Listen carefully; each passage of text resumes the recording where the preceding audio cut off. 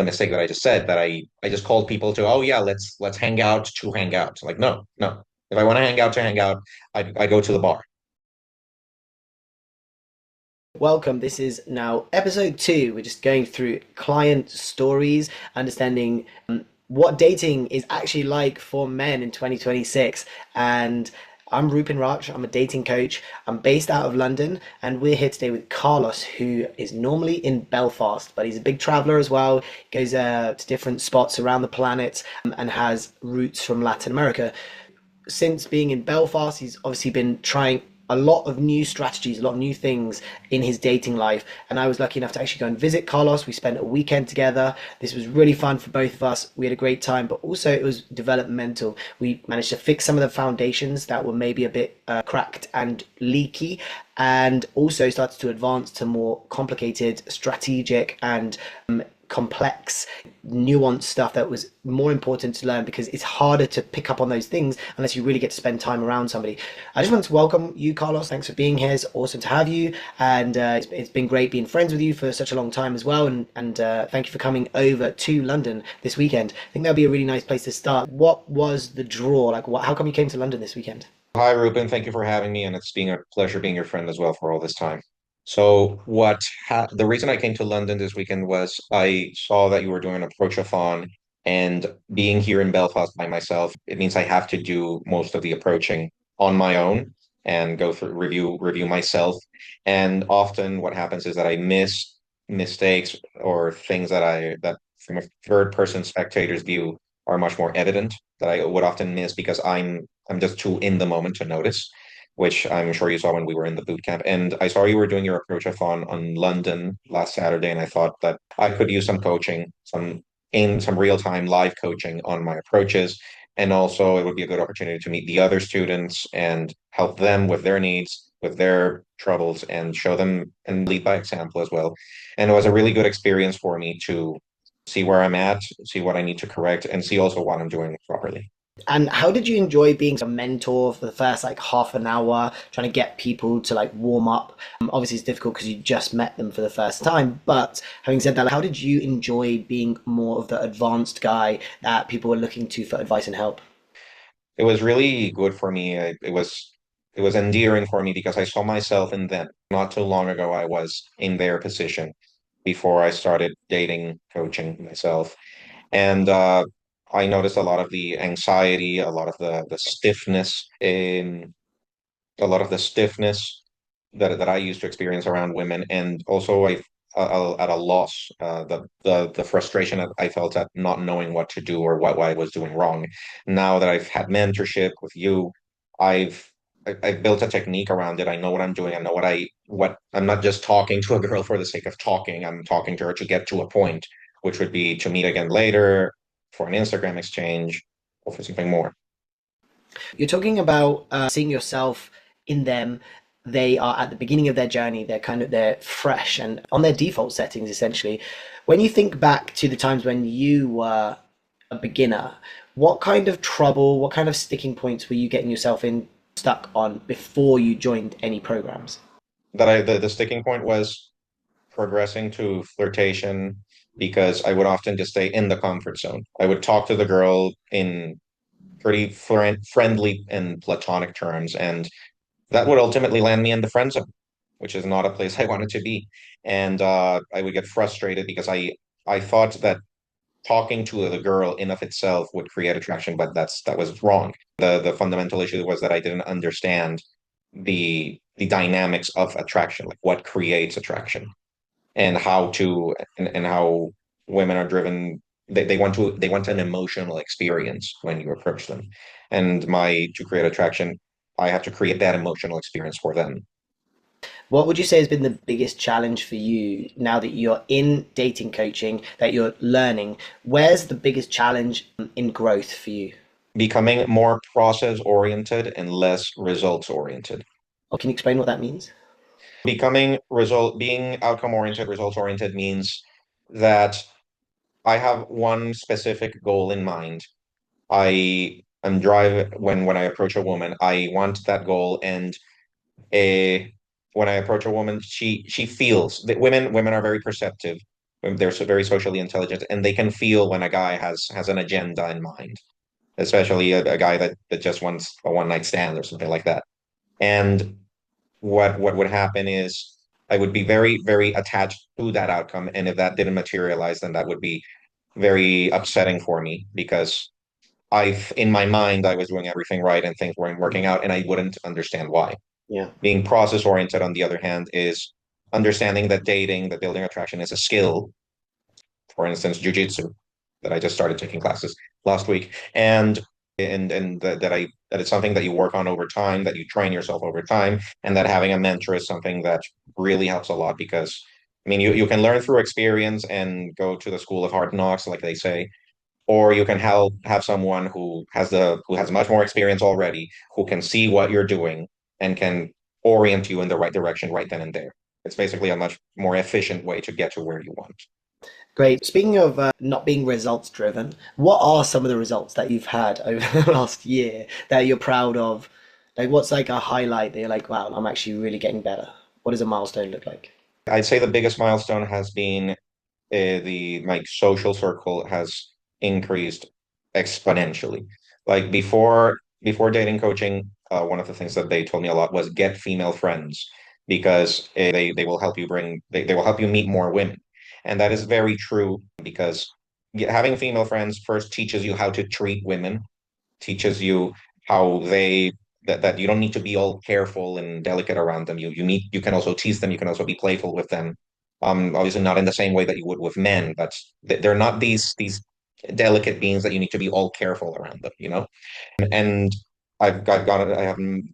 So speak coming back to my point, my social circle has improved a lot. I have many more female friends than before, whereas previously having female friends wasn't really a priority for me. Now I'm much more open to the idea. I seek out female friends whenever I can, and I'm now it's rather than me seeking out plans to do on the weekend or things to do, it's them who seek me out to do things together. And on the dating side, I'm also improved my dating profile on the apps, and I'm now much more aware of the dynamics of attraction. Like I'm not just talking for the sake of talking as I did before. I'm aware that I need to insert flirtation and physical escalation if I want to get somewhere. Yeah. So Powerful. I love that. So, a social circle, texting, and having girls reach out to you to find out what the plan is for the weekend, like you're crushing it. yeah. Yeah. And I guess for you it's hard like to celebrate along the way to remember like how far you've come, but conversations like this sometimes remind you who you were when you started. I remember when we had our first call as well, like just remembering all the way back to then. It's such a long time ago now. We've been through like so many trips and a lot of cold approaches since then.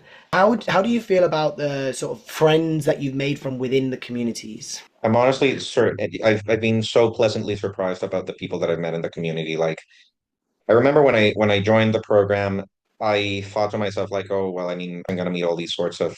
I thought that dating coaching was for men who really had done something, who were really at a what is it?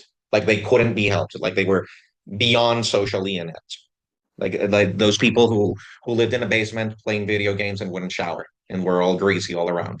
Like that in my mind, those were the kind of people who needed dating coaching, and that's why I was reluctant at first to join the program, but since I've joined, I've been very pleasantly surprised at the quality of men that I've met, like from all sorts of backgrounds, professions, nationalities, and it's it's really good. It's really I really enjoy seeing how all of us are working together towards the same goal, and how we're all more than willing to give a helping hand to each other, to share opinions, and to create an atmosphere where we can share our troubles, give solutions, and build. Even though we're on separate pathways, we're heading together towards the same goal via different avenues. Okay. Beautiful. Fantastic. So that's really nice to hear. I love that the way that you put that, especially at the end there. All right, so Carlos, what about looking forwards? We have this, this human journey that we're all on where whenever we've finished some goals, whenever we've hit some milestones, we just realize that we're here now and we put some new goals and new milestones in front of us. What does the future look like for Carlos? What are you kind of working on and where are you aiming to get by this time next year? By this time next year, I want to be a guy who can effortlessly build attraction with a girl that he likes. I'm happy. I'm obviously going to keep working on my social circle, and I I don't want to be just a guy who goes out on the weekends to the bars. I want to be a guy who's known in my city here in Belfast as a guy who makes things happen socially, sort of a small scale celebrity, and Iconic. a guy who because one of the issues that I've always had is I've been afraid of what if the girl of rejection if I convey to the girl that I like her. And thanks to the program, I've been able to tear down those walls to overcome that fear. And now I feel more comfortable. What is it? Yeah, showing my teeth or showing that I'm attracted to a woman, even if she doesn't like me. Yes. Yeah. Okay, great. I remember you did a challenge one time where you had to lie down in the streets. Yeah, you remember that? Yeah, yeah. And did stuff like that help you to sort of overcome? Because this need for everybody to like us or to not be rejected ends up with us not taking risks, not doing crazy stuff, like not, being ourselves, not showing up. What would you say was a big help for you? Like what really unlocked this fear of rejection? What cleaned that out for you? That I realized that one of the pieces of feedback that I got was that I was stifled. That I was too afraid of yeah of the outcome not being what I expected, of things going south. And then one thing that they emphasized a lot in the program, they continue emphasizing, is you need to be uncomfortable with the uncomfortable. And for that, they sent me to do these comfort lasting challenges where, yeah, in a way, you do things that are outlandish that no normal sane person would do, but I do them for 30 seconds, like lying down in the street, and that teaches and that way I teach myself that nothing. Yeah, I mean, it was uncomfortable briefly, but nothing happened. It's fine. Things are fine. No, nobody remembers. Nobody cares. Yeah, They noticed, but nothing. It was ultimately very inconsequential, and it allows me to get a thicker skin. good. Yeah. I saw the videos when you posted them and I had a good laugh at them and it's so, valuable to just remember that people don't really pay that much attention. They're not really paying loads of attention. Sometimes you're worried that you're gonna approach a girl in a restaurant and everybody's gonna hear, you know? And like nobody notices. Like, everybody just thinks that you're friends with that girl. They just let you talk. They're not going to get involved and interfere and stuff. As long as you're doing everything in the right way and you're not absolutely like ruining the vibe for anybody involved. Most people aren't paying enough attention to notice. Then if they do notice, they don't remember. And if they remember, they don't care. Like just letting it go and the earth is still spinning. Yeah, yeah. I mean, it's people. People are way too in their heads to really pay attention, to really think anything of what you do. I mean, they notice, they most likely do notice a guy approaching another girl at the bar or at the restaurant or in the street, but yeah, I mean, unless they don't really mind unless you're doing something really uncalibrated. Yeah, yeah, exactly. So let's go back to social circle. What do you feel is the key ingredient to a successful social circle? I would say first have a plan, have a reason for which you call for an event. So what I mean by that is I remember the first time I organized my first social circle event and it was very successful was because there was a reason for which I was doing it. And the reason in my case was my housewarming party. I had just moved to a new flat and I wanted everyone to see it. Okay, the people had a valid reason to come. It wasn't just any other day at the bar. Like no, something important is happening. So Okay, I would say that give people a good reason to want to come. You need to sell them the idea essentially. okay, And secondly, you need to be persistent, which was what I was saying at first, because some social events will work and others won't. And I remember the first one was very successful. The second one wasn't so successful, and I realized it was because I did the mistake that I just said that I just called people to, oh yeah, let's hang out to hang out. Like no, no. If I want to hang out to hang out, I go to the bar. Let's give people a valid reason. So then my following my I even though the second event wasn't as successful and I felt discouraged, I still did and like three or four events afterwards, and this time I made sure to include good reasons, like my birthday, for instance. And the other thing that I would say is important to build a social circle is to be to make sure that your house or the place that you're where you're meeting with people has a good atmosphere so that people can enjoy themselves. And in turn, you also have to build to bring the energy to that place so that people are excited to be with you. I mean, if people wouldn't these girls that I was mentioning before, they wouldn't hit me up for more plans as I if I wasn't a fun person to be around. And speaking of female friends that I was mentioning before, you also should be careful of who, and I say this in a good way, you should be selective of who you surround yourself with because yeah, while you're the host and it's your job to bring the energy and make sure that people have a good time and whatnot, it's also useful for you to have someone to lean on so that the whole pressure of the event doesn't just fall on your shoulders. You have people you can lean on to, I don't know, put this song on the stereo or whatever. Yeah. After all, they are your friends, so you can rely on them. Great. That was helpful. Thank you. All right. So yeah, some of that stuff's so valuable. I think that there's a lot there. And like wondering what the social circle's reason is like a big question, right? It's like, how do you get people to just hang out and connect and want to come every time when there's not a an ulterior reason outside of this is just a social activity that we do.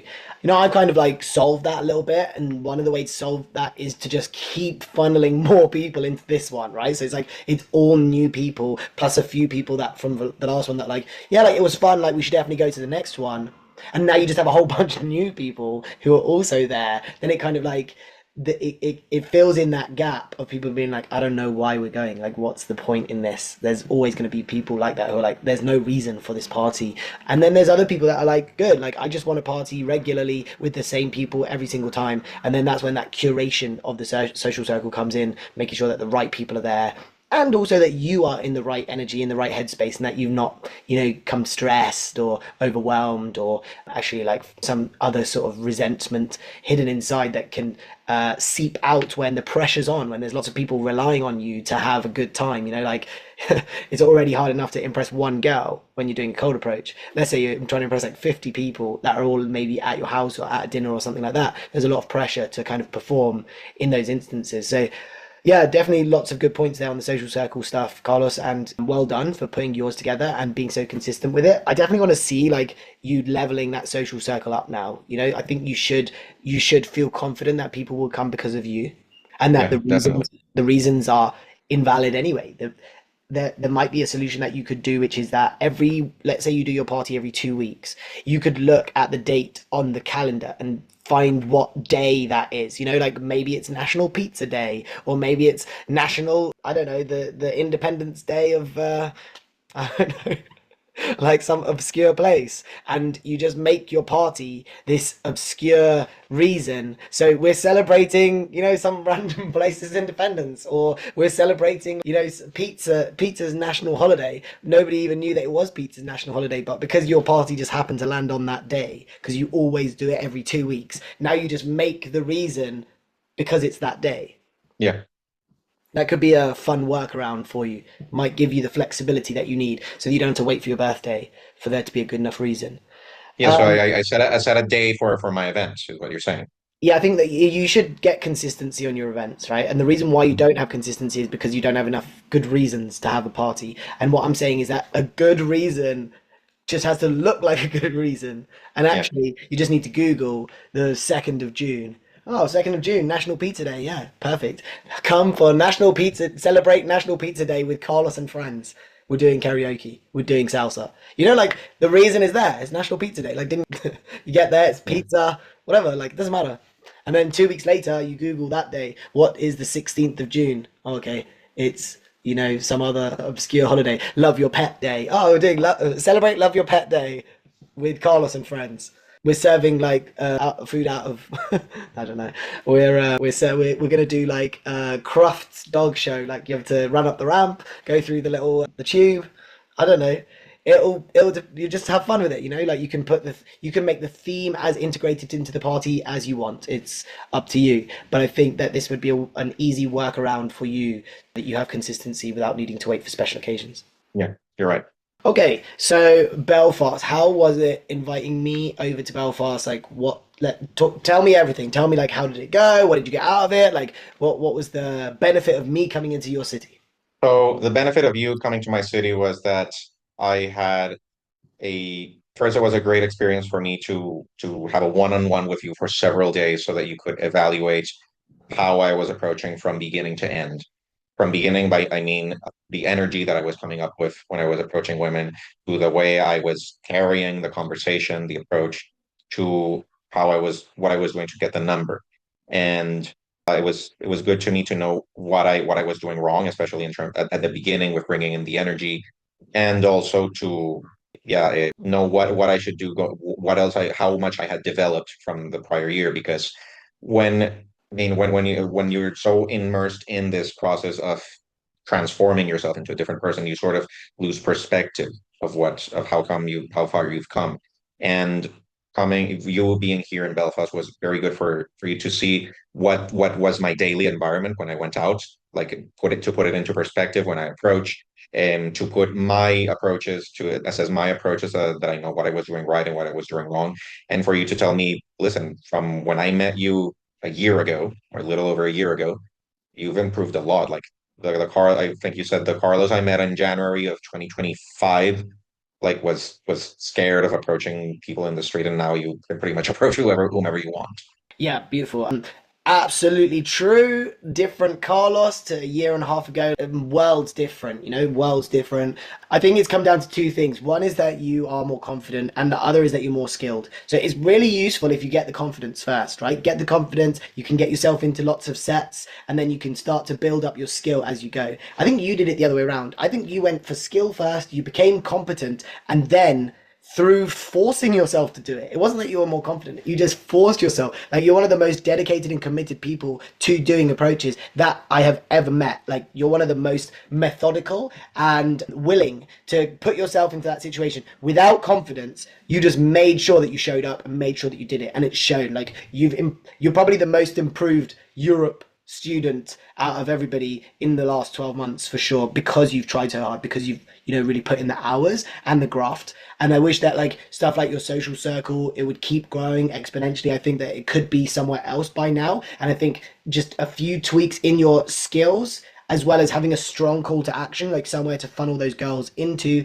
and like, that's your next challenge, right, Carlos? You are really good now with 1-to-1, with 2-to-1, with 3-to-1 approaching. Now what you need to do is build. You need to build connection, build relationships where you've got girls coming to your social circle for the third time. And how do you run that conversation? How does your group-based conversation look? Are you comfortable in that kind of setting? And are you hosting the conversation, hosting the energy?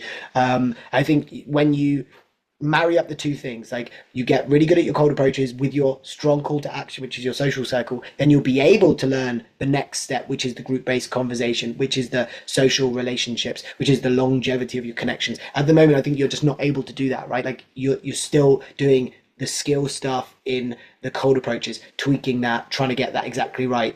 Maybe your conversation holds you back, right? So when you're looking at the steps to get her to want to see you again, it's conversation and pairs that you're really, like, focusing on, right? That's your main bit of work that you're doing, because I think you're good at positioning. Maybe I think you're good at peer approval. Like, peer approval is probably one of the bits that you find the easiest for some reason. Hmm. You enjoy Yeah. that bit. And positioning, you're really solid at. Opening, you're amazing at. Like, you're just capable now and confident. Although I did watch some of your videos from Covent Garden from Saturday this week, and I feel like, I don't know whether you were in a different mode to what you would be in Belfast, but there was a lot more permission seeking before you started talking. And I want you to assume familiarity, where you're like, oh, hey, like, kind of like speaking as if you're just continuing a conversation that you're having. Whereas what you were coming in with, maybe I just saw some of the videos, maybe it's not a good accurate representation of the whole evening, because by the time that we were at Be At One, you were flying.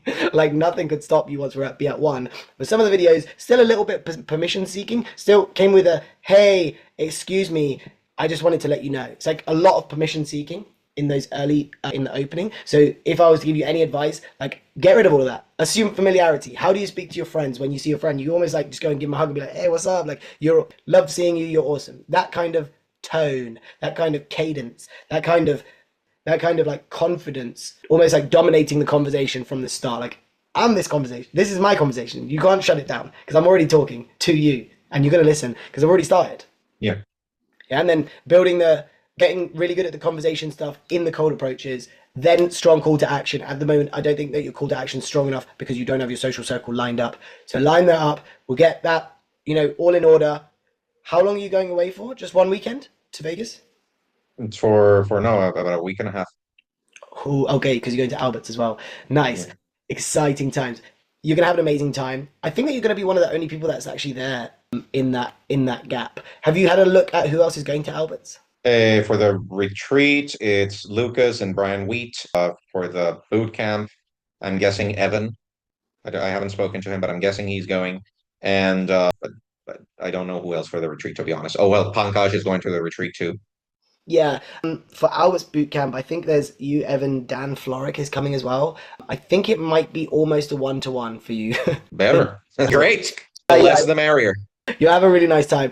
Definitely reach out to me during that Monday to Friday period. Like, let's stay in touch in that time. Whatever help you need, I'm here for you. Just reach out and let me know. Obviously, with the time difference, it might get a bit late by the time you actually need help, but we can work it out in the morning, in the daytime, stuff like that. When you're in Vegas, make sure that you just go up to the groups. The groups are not harder than the girls who are in threes and fours. Like, they're the same level of hard, right? It's just that they're more likely to be in like eights, nines, and tens in Vegas, as in Oh, the group size. So I would aim to get comfortable at that. Like, that should be your main focus. Is I'm in Vegas. There's a lot of big groups here. Let's practice. Let's get really good at big groups. okay. Yeah. And look ahead. Think about what you want to do tomorrow. Think about what you want to do tonight. Always know a little bit of your schedule so that you can just lock in some plans. Evan and I were together in Vegas last year, so he has a lot of spots and places. But if you want some help, especially once you arrive, do you know what hotel you're in? So I booked a Viarbo with Lucas and Brian. It's near the our HQ in Vegas. And for the weekend or that week, that gap between the retreat and the boot camp, I Albert managed to get me to stay in the mansion. So good. The mansion's available for the whole week. I think so. Yeah, I think that's what he said. I gotta check with him.